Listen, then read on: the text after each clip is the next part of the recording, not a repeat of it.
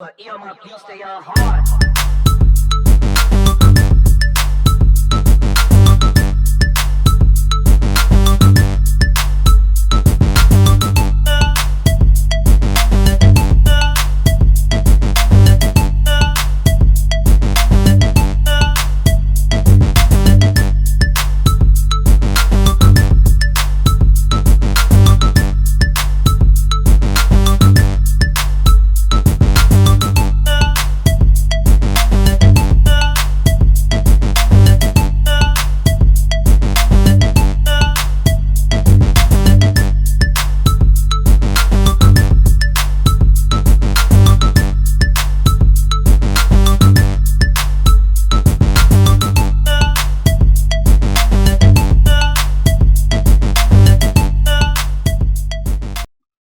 Hello, this is Bryan Fulford with the BCSN Sports Wrap. Special conversation as we getting close to the NFL draft that'll be coming up in late April. The NFL deciding to still move forward with their operations, even though we are currently in this COVID-19 crisis. And joining us, a friend of the BCSN and friend of the show, Clifford Jackson, who is the CEO, as well as the, probably I guess we can call you the primary agent for Right Touch Sports Management. And, we thought we'd take some time to talk with Cliff and just find out a little bit about his background, a little bit about the business of sports, and then the business of representing athletes right now. Definitely some things have changed over just in a short period of time in unexpected ways. So, Cliff, I appreciate you taking time to join us. First off, how are you and the family doing? Everybody's good, man. I appreciate you asking and appreciate you for having me. Yeah. So let's just, I want, before we get into talking about, the players that you're representing and just the business, let's kind of do just a little backtrack on you Okay. and your background a little bit and how you got to where you are now. Obviously, you grew up in Florida, correct? Right, Tallahassee. Grew up in Tallahassee, went to college at Edward Waters College, played football at Edward Waters. Tell us a little bit, and you were a wide receiver, one of the more decorated receivers by the time you left. Tell us about that time, and then we're talking the early 2000s, correct? Yes, actually the actual first team to come back from their 34-year hiatus. When they brought the first team back in 2001, I was a part of that historical roster with a lot of great players, man, that really have been the pillars of what Edward Waters College football has become, being that they are catapulting now into the CIAC and the SIAC, excuse me, and just was happy and good times for young guys who were either looking for some type of opportunity, at the same time guys who were transferred from D1 schools, like myself at that time. I was leaving North Carolina and was just didn't want to stay home in Tallahassee to go to Fayette or Florida State. Coming to Tallahassee is, was back then was looked upon as you're trapped here, you're stuck here, but I just didn't want to stay home. I wanted to continue to kind of see what else was out there, and heard about Edward Waters getting their football team, and it was just like a no-brainer. It was a fresh start for me and a whole lot of several others. And just had some of the times in my life, was able to be the, one of that at that time, the all-time single season leader in all-purpose yards from receiving to catches, and as well as rushing a few reverses a time or two. But at the end of the day, my time at Edward Waters allowed me to grow, to learn, to also be able to be seen by, other further, endeavors and opportunities like the NFL and the CFL. Was able to garner a mini camp opportunity with the Jaguars in '04, and was able to become a part of the Saskatchewan Roughriders practice squad back in 2009. So I definitely have had some opportunities, man, that I just was definitely happy and pleased about, and Edward Waters gave me those shots. And you were there for how many seasons at EWC? I played 3 seasons there. Okay, and so describe that, what that time was like, or maybe give us a sense of, they're bringing the program back. So there were a lot of things.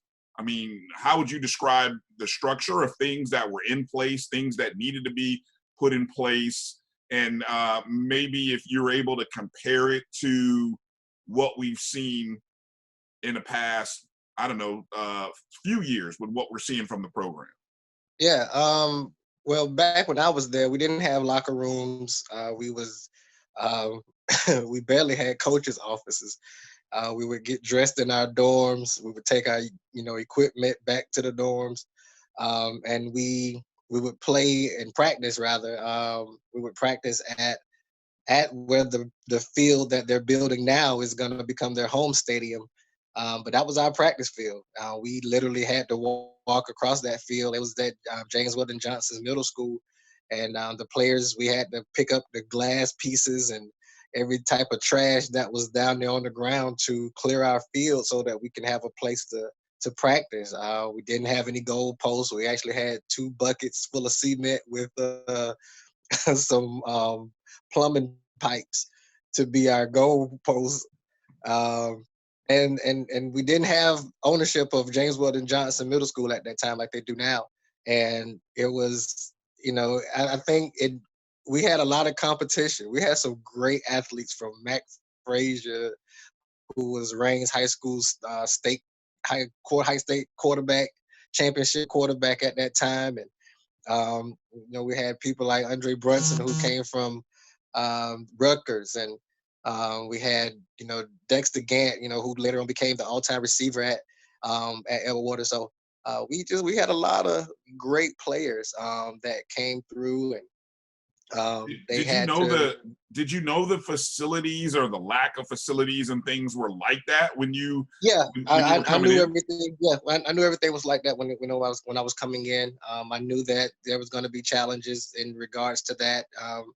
But I overlooked the situation because I knew there was a greater good. I knew there was something big brewing and taking place there. At the time, we didn't even have all our equipment paid for.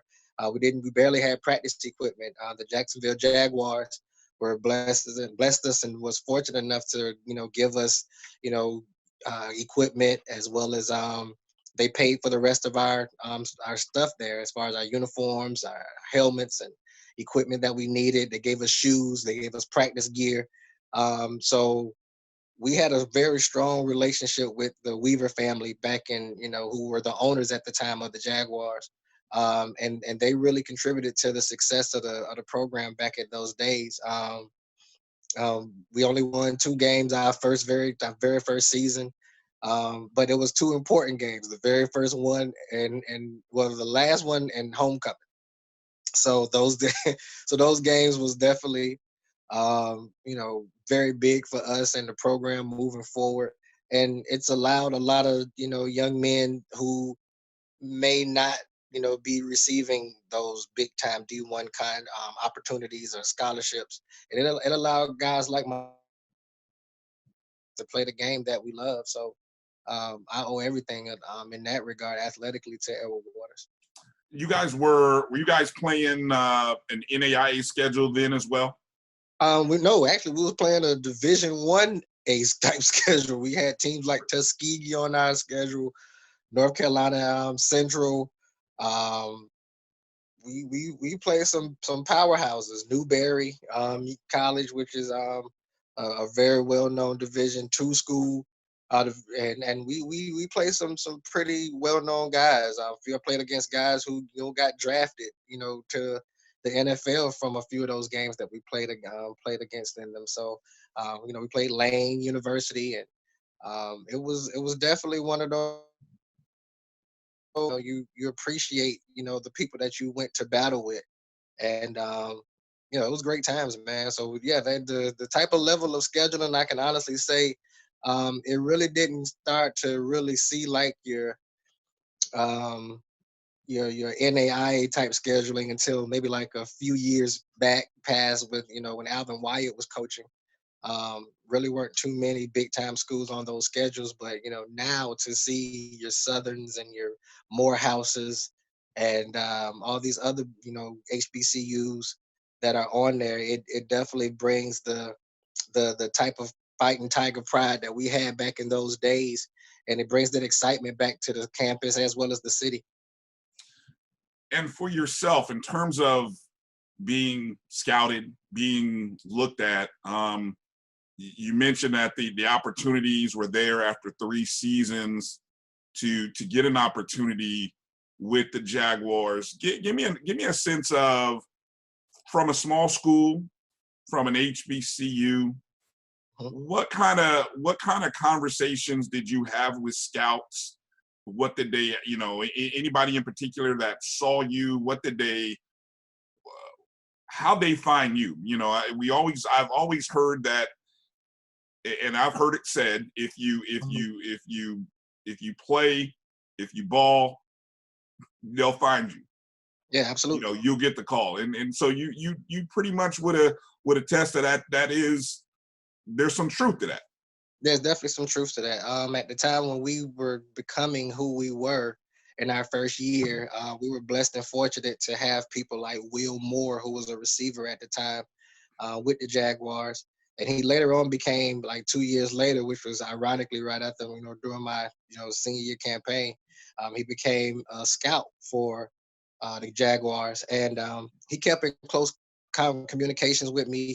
He would always come up to the campus during practices. He would come see me, and sometimes take me to lunch sometimes, and we would build a rapport from that. And you know and at the time there was agents who were just looking to become, you know not just become an agent, but at the same time there were agents who were looking for clients to sign, especially to try to make something historical happen from Edward Waters. And at the time, my agent at the time, Logan Bill, he actually gave me an opportunity to, he saw something in me. He's came to a few games from our first year up to the point where my career ended, and he gave me a shot. And he looked at me and felt as if that I could play at that level.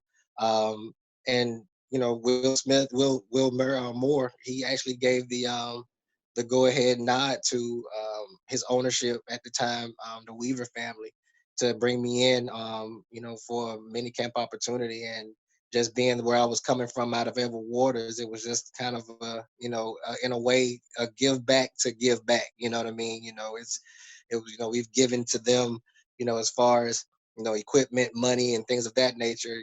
Why not bring one of their players or one of their shining standout players, and give them an opportunity? And I was just blessed to be in that position, in the right place at the right time to receive that chance. So getting that opportunity through the tryouts with Mhm. the Jaguars, and what other opportunities spring from that? You eventually, a few years later, end up playing in the Canadian Football League. But Yes. the opportunities that spring from that tryout, Mhm. what were for you? For me, the opportunities were, there were just many. To be around some of the top players in the country at that time, and to be considered as one, it opened up a lot of different relationships. I built friendships with folks, guys who I was competing against are now coaches or scouts now in the NFL or the CFL, or in colleges somewhere. So it opened up opportunities for people that I was later to, uh, be a guiding light for a few guys to achieve their goals, as far as, those guys going to college, some guys receiving an opportunity for a workout with a team. And it also allowed me to see that, regardless of wherever I am and wherever I'm coming from, that it is possible. And and if nothing else, like I said, it definitely it allowed me to build some very, very good rapport and relationships with people. Yeah, it sounds like that's the key word I'm hearing, is that relationship building and the opportunity to build those relationships. And obviously, when you're young, you're probably thinking primarily about playing and the Yeah, dream of absolutely. playing. But Right. it's, I guess it's the opportunity to build those relationships is really what came out of it. Right. Obviously, and seems to have an opportunity to work in a great way for you in your current profession. Yes, So, indeed. so let's move forward a little bit towards that. Okay. You pursue, after football is done, you pursue education, and you go into some other business ventures. Right. How do you find yourself coming back to being a sports agent and in the role of primarily working with football players? Yeah, I was living in Atlanta at the time after I had a third degree macro fracture to my right ankle after the Jags, and while I was in Atlanta at the time, the Saskatchewan Roughriders in '07. I know I said '09 earlier, but '07 was the time that I actually had the chance with the Saskatchewan Roughriders, and um, as I trained and worked out with them and got the opportunity, I re-injured it. So I came back to Atlanta for rehabilitation and became a personal trainer. I was enjoying how my rehab was going so much because I had never been pushed to that kind of limit. I have never been trained in that type of way by a personal trainer.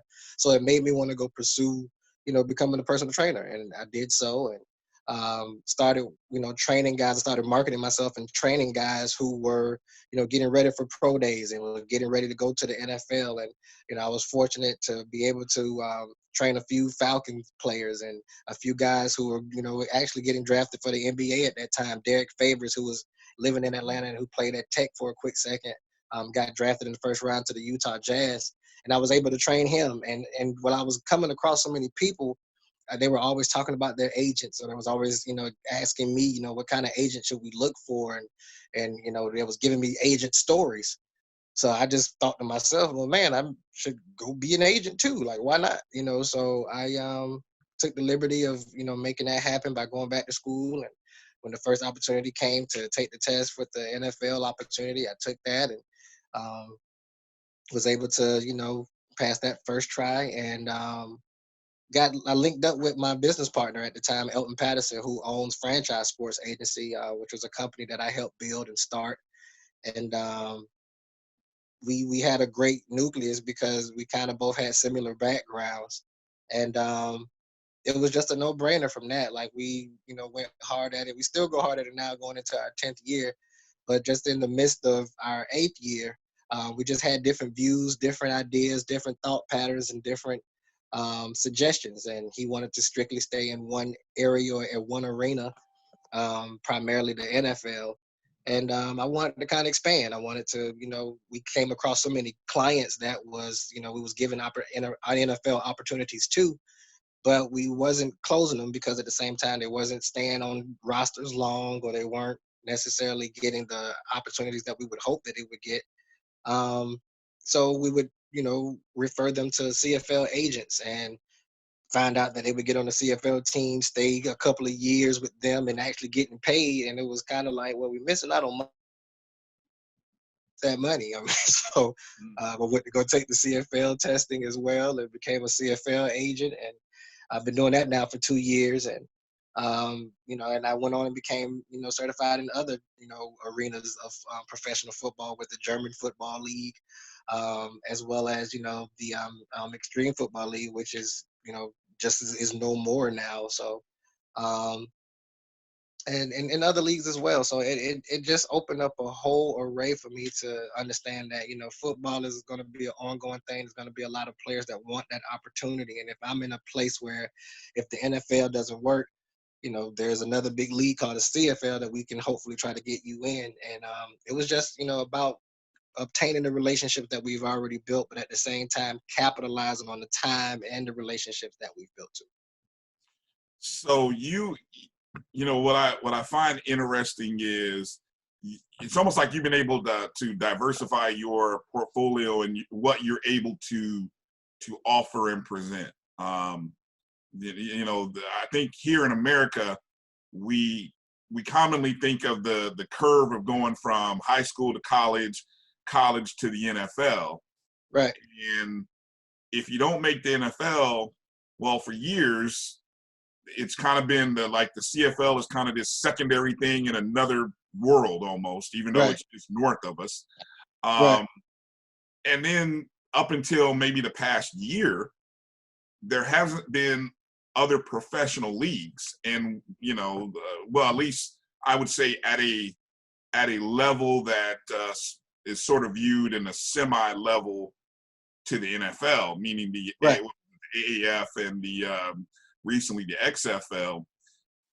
How many? Give me an idea globally. How many leagues are we talking? How far out does football in the tackle football sense? How far does it reach? It reached further than you could believe. There's leagues, like I said, in Germany. There's a league in Spain, in Italy. There's a league over in Austria. There's a league in Japan. They actually have a league called the Extreme Football League, which is kind of the same thing here, but they call it extreme football. But it's American football being played over there in Japan, and they pay like American players. And it's crazy how far this thing really does go. It goes as far as Mexico, with the Latin um, Mexican Football League, the Latin American League of American Football, and they have a very huge following. They have, the teams are well promoted and polarized, and um, it really extends, and they go for these American players as well as Canadian players. They really look for the best of the best that are still available, that may not have a contract, may not have that opportunity, or didn't get to finish their chance in the NFL or the CFL. And it goes far beyond what we can actually think. There's leagues in Austria. I'm actually in conversations right now with individuals with bringing a league to Bermuda. So it's a lot of football being taken place. Football is truthfully the most popular popular game in the world. It just gets kind of overshadowed by your, NBA stars and your baseball stars. But football is definitely becoming something that people are gravitating to and putting it, on a top shelf level. So as you're talking to guys, as you're talking Mm-hmm. to prospective clients, Right. obviously everyone's singularly focused right now in April on, or most guys, I should say, Mm-hmm. on the NFL. Right. But we understand the numbers. I mean, they are what they are. Right. We can do the math, and we know that there are more players than there are positions. There are more players than there are even camp spots, Right. which is why the XFL and the AAF were able to even field teams, because there are that Right. many guys that are out there. Right. So as you're talking to guys, what is that conversation like? When do you start to educate a young man come out of college that if this doesn't work, let me tell you about B, C, D, E, and these other opportunities that are out there. Right. It's actually in the first conversation. Once I got their attention, I have to put those numbers out there. I have to let them know the percentage of young men coming out of college trying to get into the NFL is kind of second to none, in a sense, because not everybody's going to get that shot. And I do let them know that the difference between me and a lot of other agents is that, I have ties as well as connections with the other professional football leagues that are out there across the country, across the world. And if, you looking for an agent that's going to not just, be a mouthpiece and an advocate for you here in the NFL or the CFL, I'm going to be an advocate for you in the GFL. I'm going to be an advocate for you in the FEFA. I'm going to be an advocate for you in the LFA. So I never try to stop a kid's dream based on the fact that they may not make it to the NFL. I don't want it to just stop there. I want them to understand that all roads point back to where you want to be. You just may have to take a different route than a lot of other people. Um, and so I guess my next, I wanted to stay on that track for just a minute, and Mhm. I apologize because as I was thinking of it, I was listening to you. I know I had that, I hate that I had that question in the back of my mind that I wanted to ask you, and I'll probably come back to it. Shamefully, Yeah, that's fine. No I problem. forgot about it.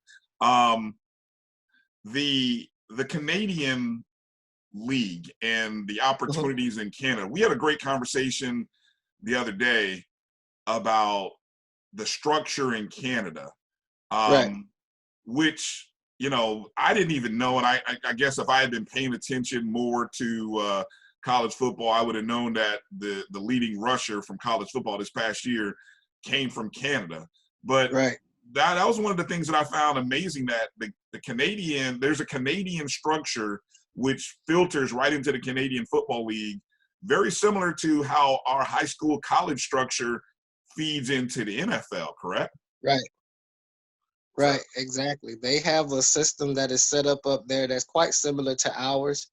But what surprised me when I did my research about everything that's going on up in Canada is that they really allow these players to be players, and they're gain their own stardom and celebrity in their own right. Is which is the same things that we're kind of facing here in America with the NIL bill, which is the name, image, and likeness bill. Everybody wants to get paid for their name being used or their image being utilized on video games or things of that nature.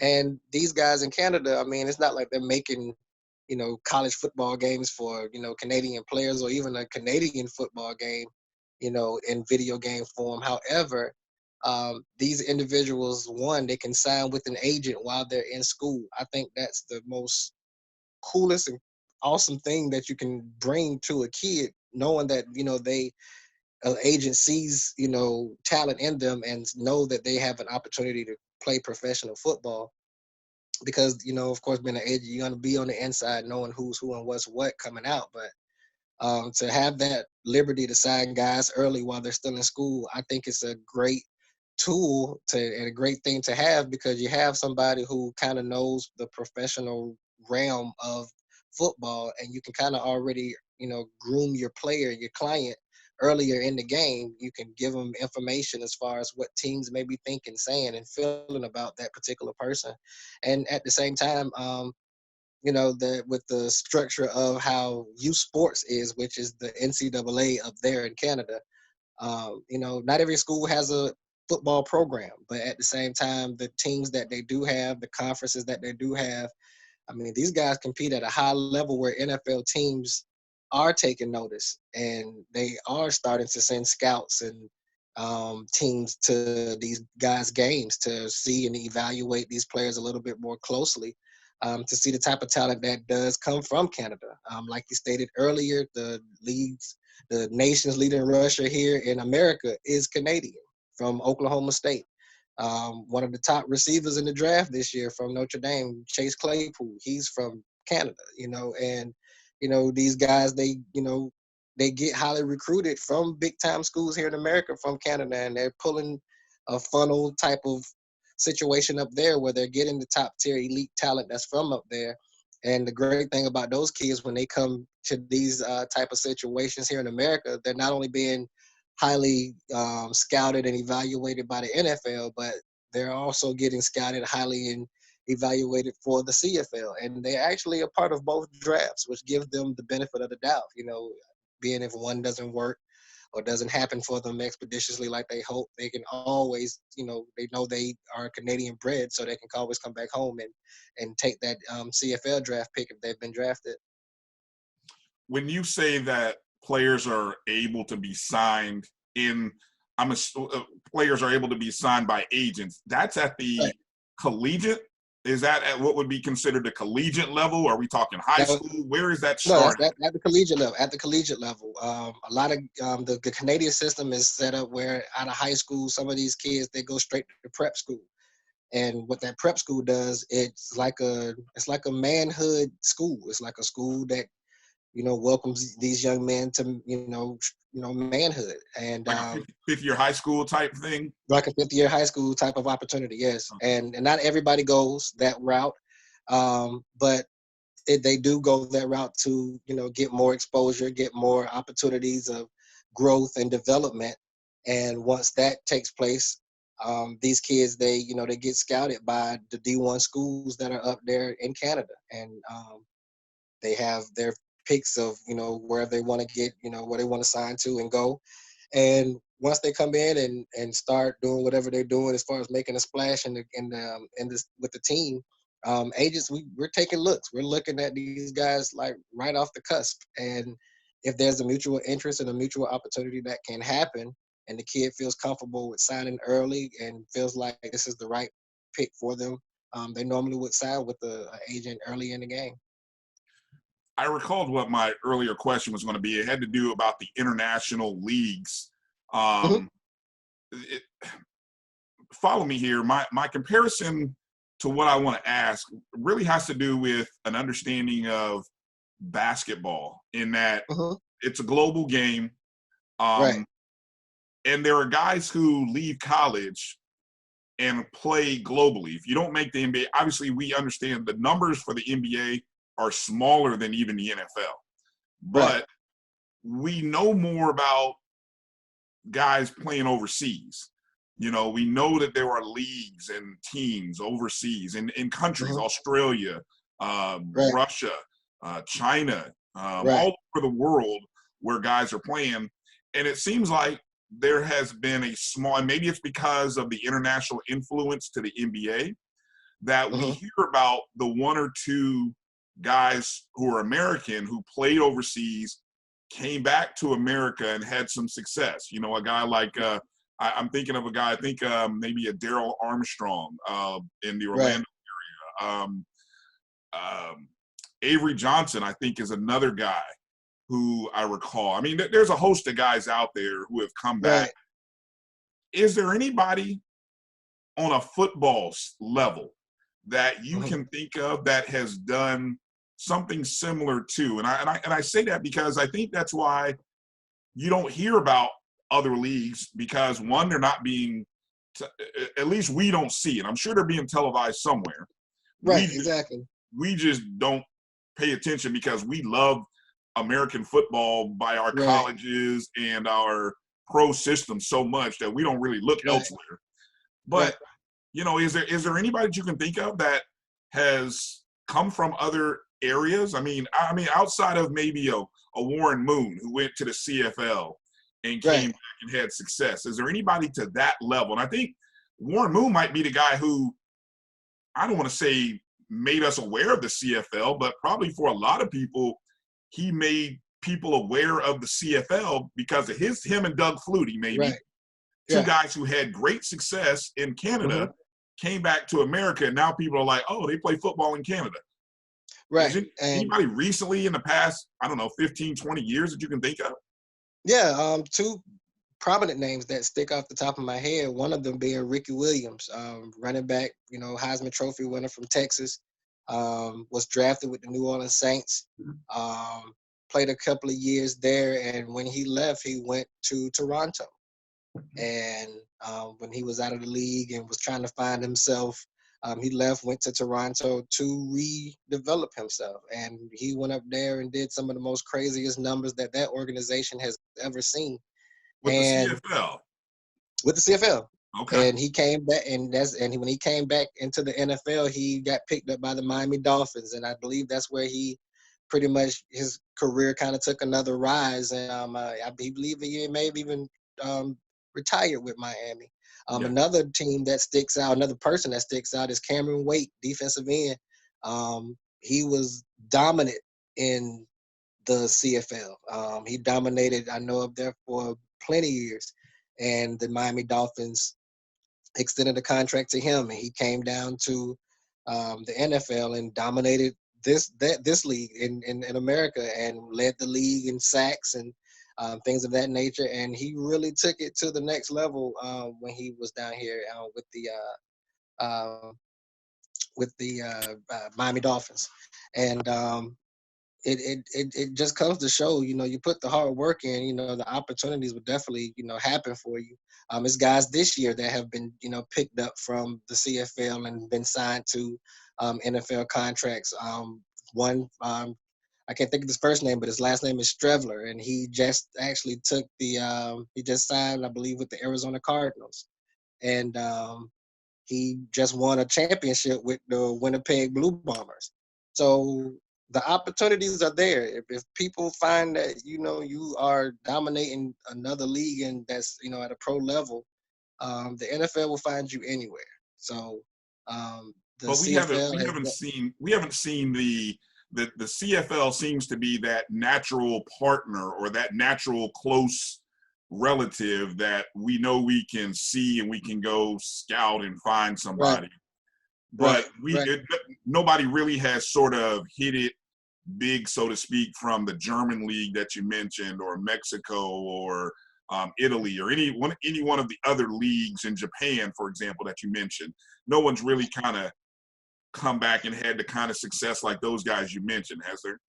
I have not heard of any, but I will say this: the CFL has opened it up to those type of leagues in Germany, in Mexico, to allow them the opportunity to come play at a higher level. In their league with the CFL, they actually have a draft called the CFL Draft 2.0, where they will go to different countries in Finland and Germany and Mexico and find the best talent that are coming out of their leagues and actually draft those guys to teams and team rosters in the CFL to hopefully get their dreams closer to being a part of the NFL opportunity. Let's move forward a little bit and talk more recently. A good portion of your clients, not all of them, but some of your clients are HBCU grads, Yes. or played at HBCUs. Obviously, you being a grad and played at HBCU as well. Mm-hmm. The NFL this year had created an HBCU combine, Right.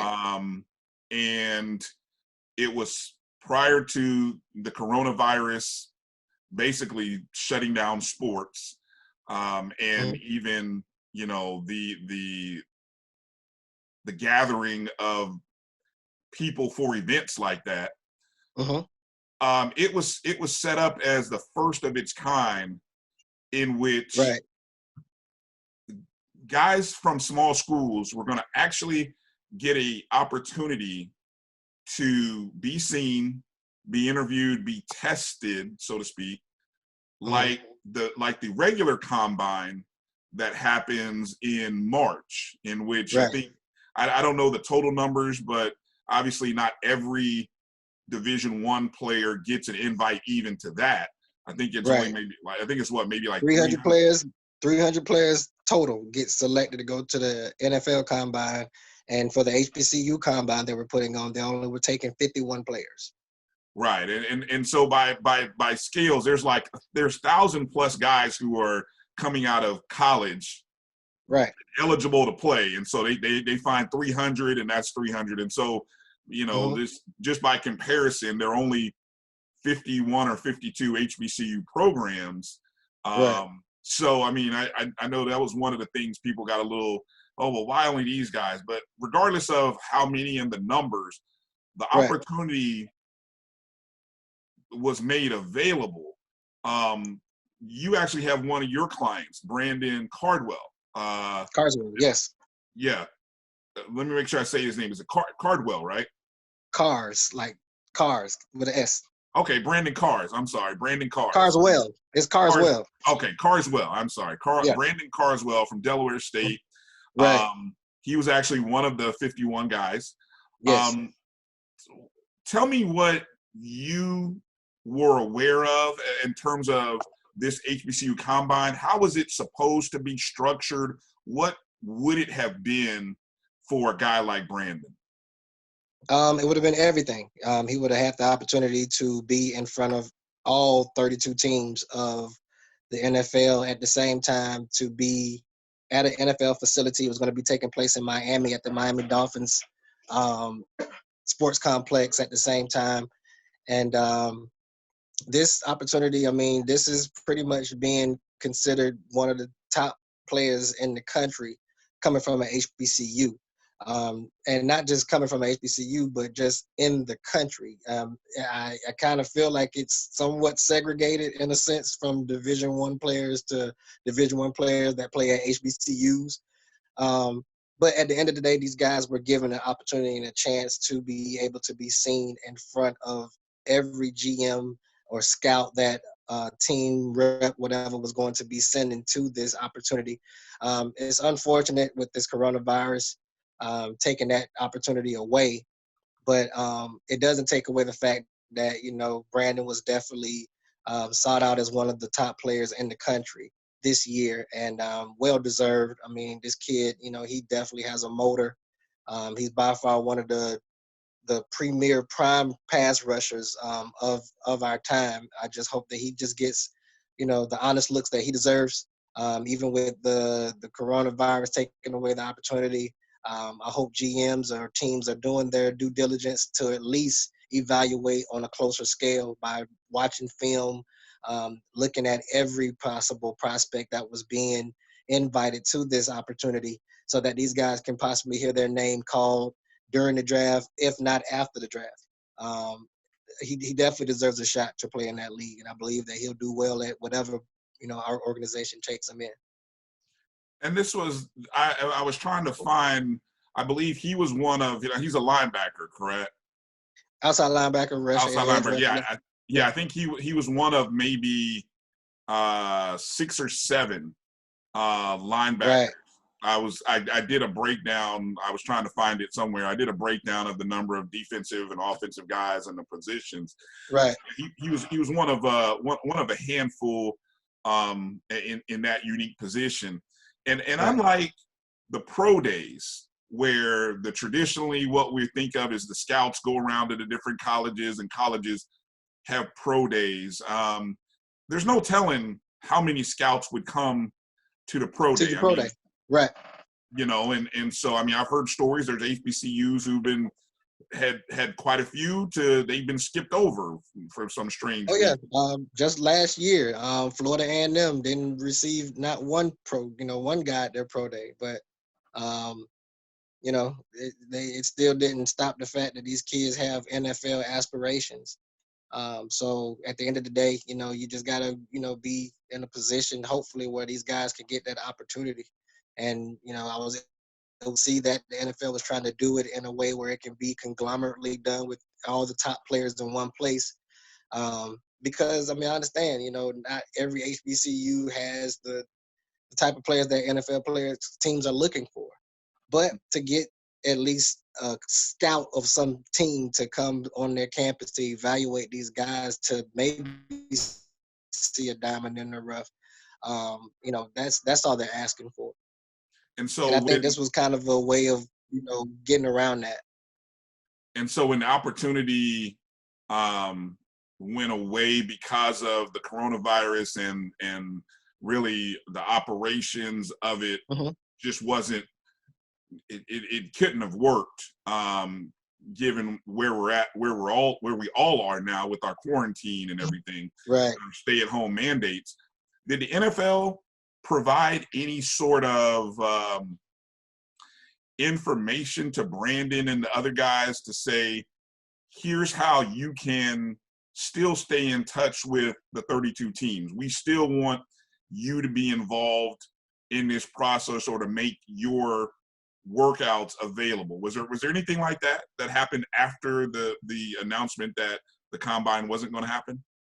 Um, I'm not gonna say that there was a information as far as getting in touch with the 32 teams. However, in order to even be considered, there has to be some type of, you know, film evaluation and approval from a board. I'm sure that you know, selected these players, you know, carefully one by one, and I'm sure their information got dispersed to every team. And every team, if they're not going to necessarily contact the player if they're not interested, I'm sure, you know, possibilities or opportunities for Brandon to maybe receive a phone call.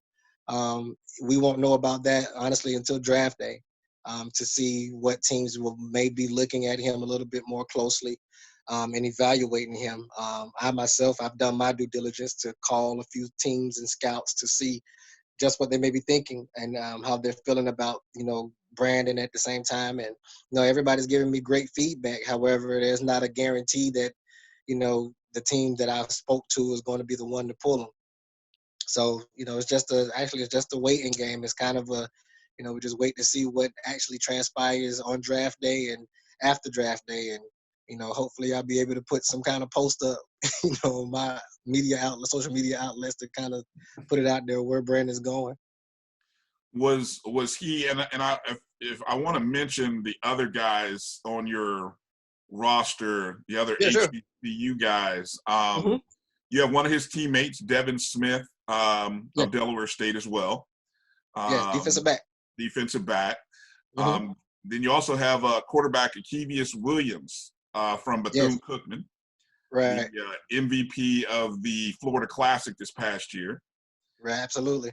And then from the Division II level, you have Josh Fields, who's an offensive lineman for Elizabeth City State University.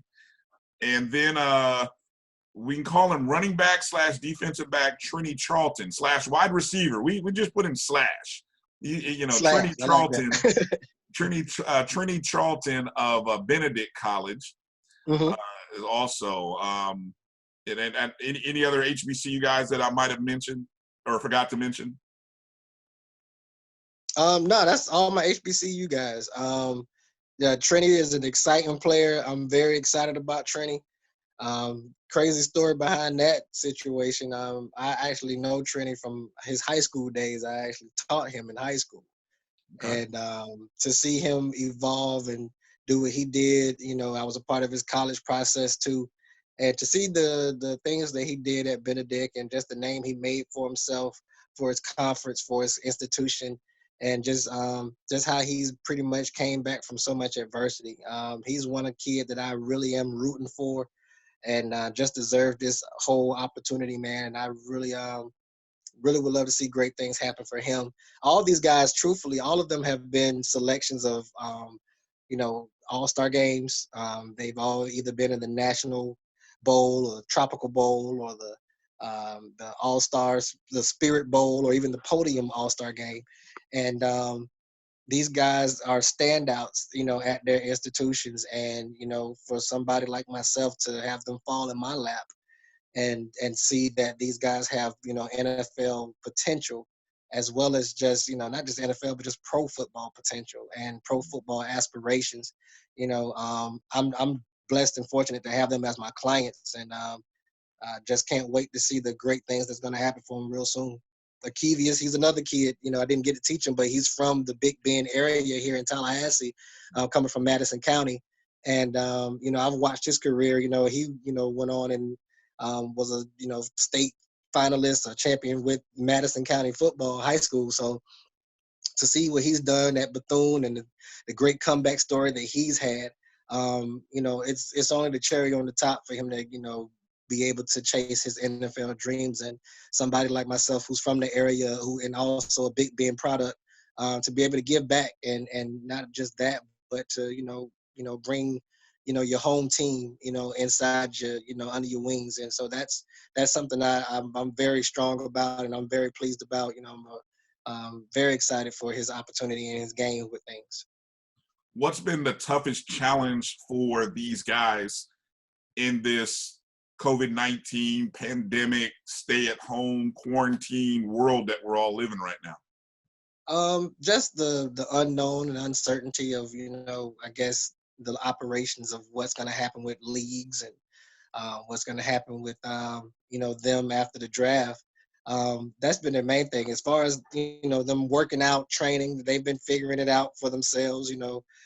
They're starting to utilize that body weight, those core muscles, and doing those core workouts and stuff. If they can't necessarily get to a gym or if they don't have a weight room at their house, these individuals, they've been doing some, amazing things to really kind of make sure that they stay in shape, that they're, mentally ready, that they're physically ready, If nothing else, I tell them to definitely stretch every day, drink as much water as you can, and pray every opportunity that you get. And things will happen. Good things will come, and it's a process. It's a waiting game, but at the same time, it's been fun. I've definitely been. Everybody's been connected to each other, and that's one thing about my company. We all a family. Everybody supports everybody's, you know. Anything that they're doing. They definitely put out a lot of support for each other, and they keep in contact with each other themselves. And some guys, they've even called each other and started working out with each other via FaceTime, via Facebook or Messenger or whatever. So it's definitely allowed them to be more creative in their training approach. Being that they're not working with a personal trainer at the time, or they're not working on campus and with their team's trainer. So this has just allowed them to really have to deal with self and become more physically strong for themselves, as well as more mentally strong too. Good point. I mean, there's definitely some good advice in there that we all probably need to take heed to about the stretch more, Oh yeah, work out more, pray more. Some good advice. I firmly believe this period that we're in is going to strengthen us in more ways than we even know right now. absolutely, Bryan, absolutely. Yeah. So I mean, not only as athletes, but individuals, fathers and husbands and business people. I mean, employees. I mean, I think we're all creators, whatever. I mean, we're all finding. It's just going to strengthen us in ways that we can't even imagine right now. We just have Right, to find a way to get through this right, and safely, and right, hopefully not lose any more lives than have already been lost. right. Speaking about the business side of sports for a moment, and you mentioned leagues, it's been a difficult time for leagues. Yes, We're well aware that the NFL, even though they've sort of conducted and they're still operating their businesses, hmm. there's still challenges with that. Oh Um, yeah, the NFL, or excuse me, the NBA, NHL, other leagues have suspended operations, even though, even UFC, God bless them. I mean, they're trying to do something, and they've even had to kind of shut down operations. right. One of the news, as we're recording this, maybe an hour before we got on this chat, the official news that the XFL, which is run by Vince McMahon's WWE organization, Right, decided to essentially cease or stop all operations, and sadly, by the reports that I've read, have laid off any and all employees, right, which is tough because initially there were guys who were under the impression that they were still going to be getting paid through their right, contract. right, And that was a league that seemed more financially secure than the AAF. right. And now, we're in a situation, and just as a society, we don't know when anything's coming back. So Right. from the business side of things, what's your thought, or what do you take away from that, and how do you prepare, how do you plan, not only for just yourself as a business, but getting your players who are a brand themselves, getting them ready? It's unfortunate that it's a true thing in all leagues. Even though you may have a contract, at any given time, a team can stop the contract due to whatever. And being that it's a pandemic happening right now across the country, um, just across the world, it's just very hard for a team to constantly keep a budget for people when there is no income necessarily coming in, like because their games are being played. So it's unfortunate that they have to lose out on that contract or that money that they were getting at the time, just due to the fact of what's happening now. As far as how do you bounce back from that, well, you would hope that these individuals have some sort of, one, educational background. That could be a degree of some sort to fall back on. Some guys, hopefully, right now it's in a situation where they don't have, a job to necessarily go to right now because other industries that have shut down and that aren't necessarily hiring anybody at this time. So what do? You become your best bet, your best investment, and hopefully, you start understanding the importance of entrepreneurship. Starting your own business, starting something that is a service and a need during these times that are uncertain right now. For my clients, I just try to make sure that these guys understand that beyond the glitz and the glory that you're going to find and share on the football field, there has to be a off-field median that also challenges you just as much as on the field opportunities do.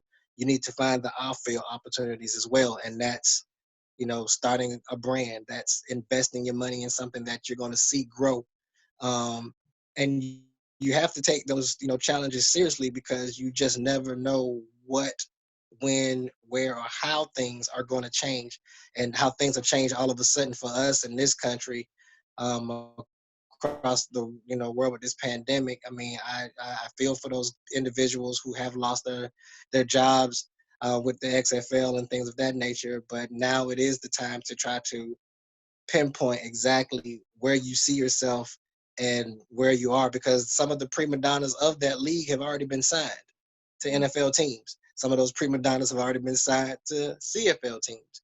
And that happened once their contracts became open for them to be able to sign as free agents to other leagues. And now that that's kind of, still kind of happening, there's no guarantee that everybody's going to be, necessarily signed to a team. So you just hope and pray that those individuals have something in place, or something saved, or some type of idea, business venture that they're already on, to hopefully, garner another opportunity for them to be financially successful. Before I let you go, Cliff, tomorrow on April 11th, and we're recording this on a Friday, Saturday, April 11th, 1 o'clock Eastern time, you were doing an online tech talk, Yes. as it's called, with Ryerson University. Now, this is a university that's based in Toronto, Ontario, Yeah. in Canada, right? Yes. Just give a little sort of pitch on who's the audience, who that is designed for, Okay. and how you got involved with this, and what are you going to be talking about, if you can give us a little insight into that. Yeah, sure, man. And I appreciate the opportunity, man. This is is my main focus for people, or my main targeted folks are those people who are looking to not just become entrepreneurs or people who are entrepreneurs, but folks who are looking to be inspired and motivated regardless of what is in front of them. And even this pandemic, I was reached out by the person who does the Ryerson Tech Talks, Justin Heswick. He reached out to me, saw my information, saw what I was doing as an agent, and felt as if that I had some type of formula to, come bring out some of the best attributes and traits as far as being an entrepreneur. It's something that's not necessarily taught in schools as far as entrepreneurship, owning your own business and how to do these things and the steps that you take for it. And any type of success to me doesn't always come financially to me. A lot of people have, embedded in their mind that if it's not making money and it's not making sense, then it's not successful. And that's just not the truth. It's a lot of people who are successful just by having the will to do something that most people aren't willing to do. And I've been able to come up with certain techniques. It's called Tech Talks, and it's more so they kind of garnered it towards technology. There's no better and greater technology than we have than the internet and these cell phones and things of that nature. And I utilize these all the time. But I'm bringing a different approach with that word tech. I want to describe my techniques of success, just my formula for success. I call it the right touch formula, which, consists of, some of the main essential principles that we as people and individuals may take for granted or just don't think that they are the main source and senses for, businesses to be successful.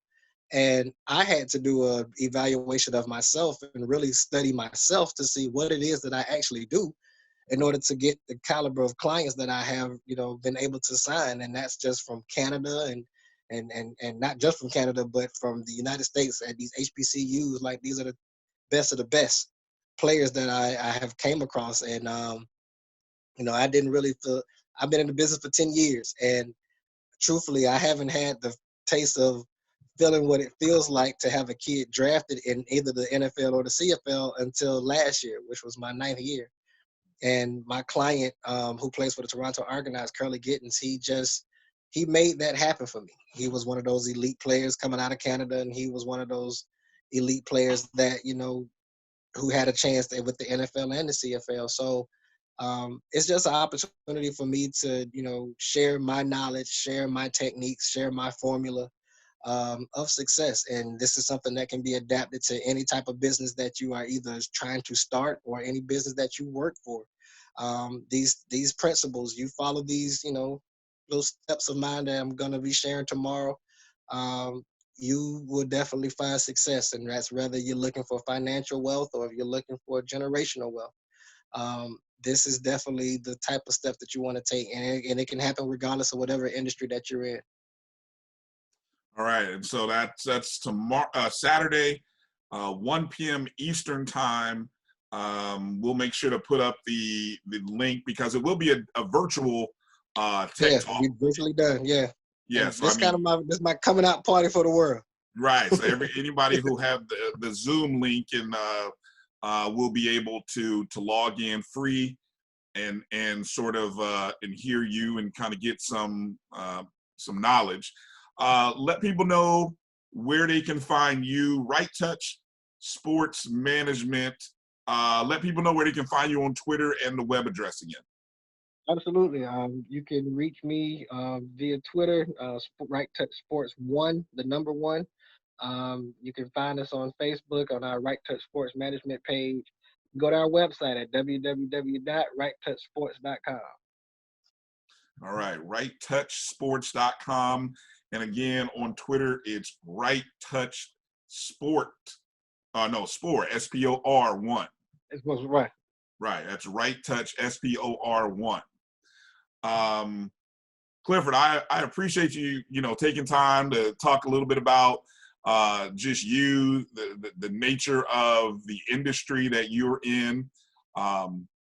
Obviously, we're going to hope and pray that good news befalls falls upon your guys, your clients. You have a total of how many guys that are eligible for or that are their name is in the NFL draft pool? 9 in the NFL draft, and out of that 9, it's 4 for the CFL draft. Okay.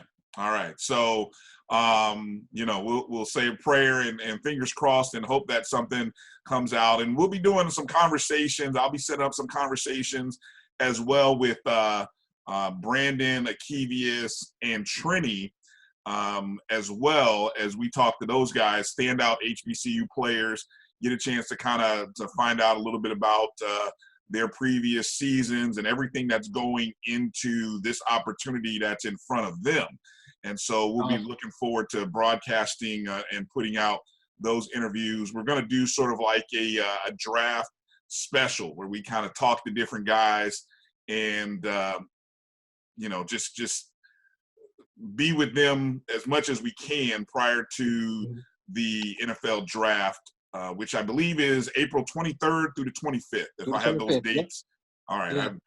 It's funny. You remember I got certain dates just stuck in my head for some reason. Yeah. So I appreciate it. Again, Clifford Jackson, guys, make sure to follow him on Twitter. Make sure to check out the website, and appreciate you taking time again. Appreciate you guys for watching this video podcast. BCSN SportsWrap, Bryan Fulford here, Clifford Jackson there. Thank you for your time. You guys be safe, and we'll talk to you again soon. Absolutely, man. Thanks for having me. All right. Thank you. All right, big. All right. If you want fall sports, the best thing you can do is, stay indoors. And I think that's ultimately what America has been told for the last couple of weeks. And I know it's tough. It's tough for me. But until we can get this thing curtailed, it's only going to take more time. So if there's anything that you think you can do to get football kicked off, it is to stay inside. And if you stay inside, I guarantee you we'll have football. So the only way we're going to have football is, to curtail it. And the only way to curtail it is to quarantine yourself until we can get a handle on it. So everybody has to do their part for football. We're going to do ours, and we hope that you do yours. And if you do, there's a 100% guarantee we'll play. But if we don't sit and quarantine ourselves and social distance ourselves from each other, it could jeopardize our ability to play football in the fall. So this stuff is serious, and it's not going to go away by itself. We have to do our part. So I just urge everybody to do so. But you stay hard.